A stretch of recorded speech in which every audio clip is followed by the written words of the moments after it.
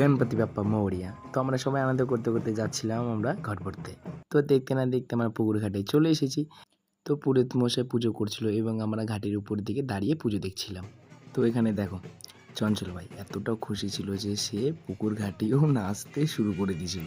তো আমরা সবাই মিলে পুরোহিত মশাই পুজো দেখছিলাম এবং যা যা নিয়ম ছিল সবই করছিল। ওখানে দাঁড়িয়ে ছিল পাপন ভাই। পাপন ভাই ঘট নিয়ে যাবে আমাদের গণপতি বাপ্পা মণ্ডপে। পাপন ভাই পুকুরে নেমে পড়ল। তো এই পুকুরটা হচ্ছে আমাদের অঞ্চলের পিছন দিকে। তো দেরি না করে পাপন ভাই ঘরটা ভরিয়ে নিল। তো সব কিছু হওয়ার পর আমরা বেরিয়ে পড়লাম গণপতি বাপ্পা পুজো মণ্ডপের দিকে। তো তোমরা যাকে প্রথমে দেখতে পাচ্ছ সে হচ্ছে আমার ছোট ভাগ্নি। তো সবাই আমরা আনন্দ করতে করতে যাচ্ছিলাম আমাদের গণপতি বাপ্পা পুজো মণ্ডপের দিকে।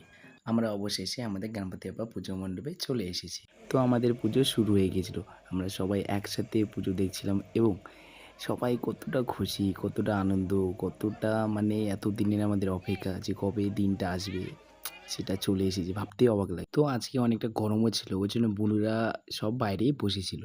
এবার সময় আসলো আমাদের অঞ্জলি দেওয়ার। তো সব ভাইরা আমরা একসাথে দাঁড়িয়ে আমরা অঞ্জলিটা দিয়ে দিলাম। ঢাক বাজতেছে সামনে, ভাই নাচতেছে পিছনে।